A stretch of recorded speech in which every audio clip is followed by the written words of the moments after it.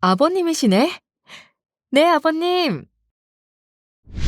아가, 내가 오늘 좋은 소식 있어 전화했다. 어머, 무슨 일이세요? 응. 지난 추석 때 우리 선산에 갔다가 우연히 소시적 친구를 만났다고 했잖냐. 그 친구 말이 우리 선산 아래쪽으로 신도시가 들어선다길래 간 김에 쭉 둘러보고 부동산에 연락처도 남겨놓고 왔거든. 그런데 엊그제 정말 좋은 땅이 매물로 나왔다고 연락이 와서 지금 막 계약하고 왔다. 아, 네. 너희 부부가 맞벌이라 해도 애 둘 키우려면 빠듯하지 않니? 이 손주들 학비도 대고 결혼도 시키려면 월급만으로 안 된다. 이번에 산 땅은 10년만 묵혀두면 큰 효자 노릇을 할 테니 두고 보렴. 네. 아버님 기분이 좋으시니 저도 좋네요.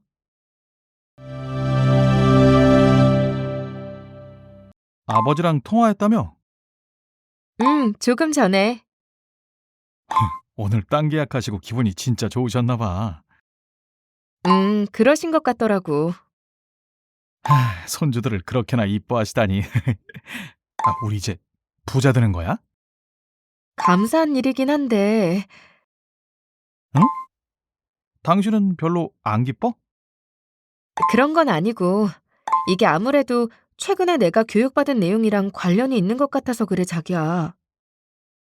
무슨 교육? 아니야. 집에 가서 얘기해, 자기야.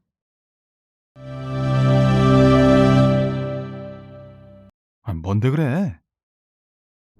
아버님 사신 땅이 바로 당신 집안 선산 아래쪽이라고 했잖아.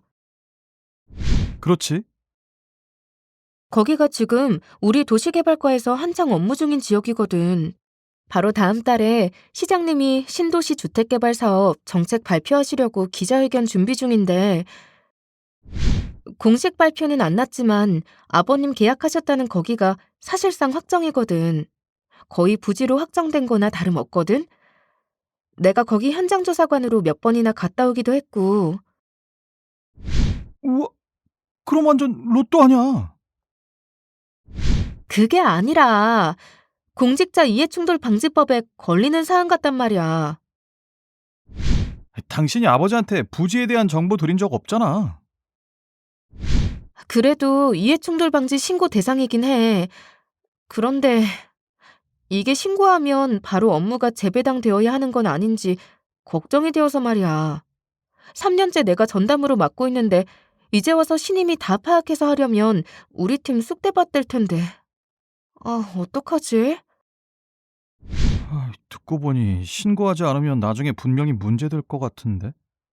그래도 좀 상황을 지켜보면 되지 않나? 고민만 하다가 신고 기간 지나버리면 진짜 끝장이라고. 아,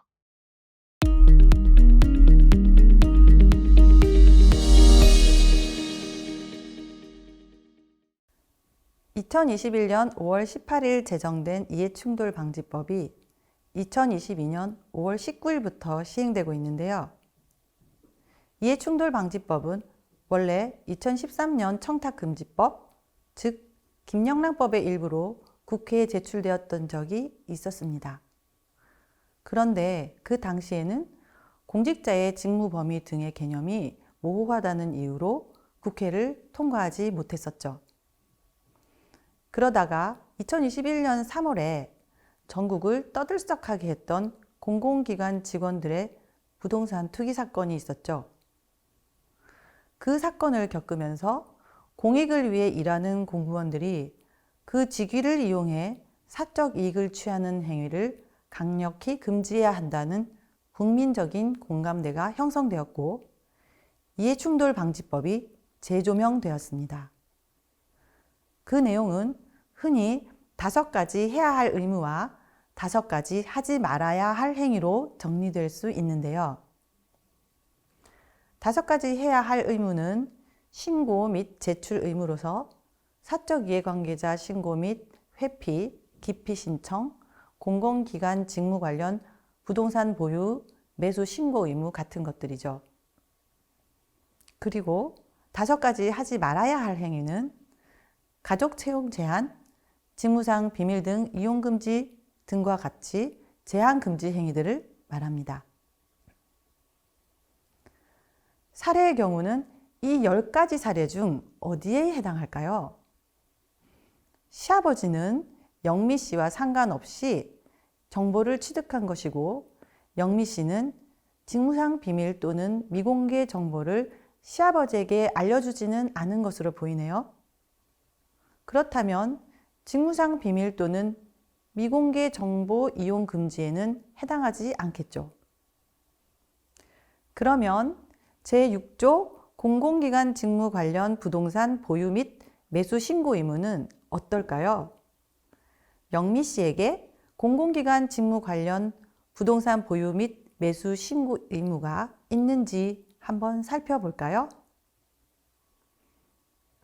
제6조는 공공기관의 공직자가 다음 각호의 어느 하나에 해당하는 사람이 소속 공공기관의 업무와 관련된 부동산을 보유하고 있거나 매수하는 경우 소속기관장에게 그 사실을 서면으로 신고하여야 한다고 정하고 있는데요.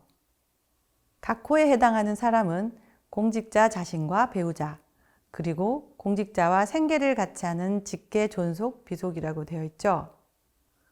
그러니까 사례의 경우 영미 씨가 부동산을 직접적으로 취급하는 공공기관 공직자라고 할 때 영미 씨에게 신고 의무가 발생하는지는 시부모와 생계를 같이 하고 있는지 여부에 따라 달라지게 되는 거죠.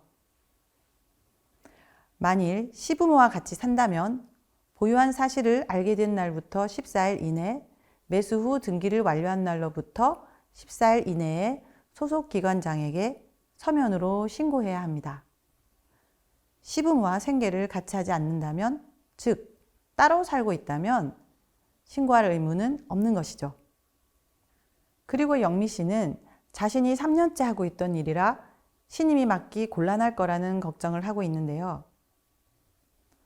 영미 씨가 신고를 하게 되면 소속 기관장은 직무수행 일시 중지 명령을 하거나 재배당할 수도 있지만, 직무를 수행하는 공직자를 대체하기가 지극히 어려운 경우, 또 국가의 안전보장 및 경제발전 등 공익 증진을 위하여 직무 수행의 필요성이 더 큰 경우에는 직무 수행을 계속하게 할 수도 있습니다. 한편 부동산 보유 또는 매수 신고를 받은 소속기관장은 해당 부동산 보유 매수가 이 법 또는 다른 법률에 위반되는 것으로 의심될 경우 지체 없이 수사기관, 감사원, 감독기관 또는 국민권익위원회에 신고하거나 고발하여야 한다고 규정하고 있는데요. 어떤 경우가 있을까요? 바로 이 법 14조, 직무상 비밀 등 이용금지 위반 사례를 의심할 수 있겠죠.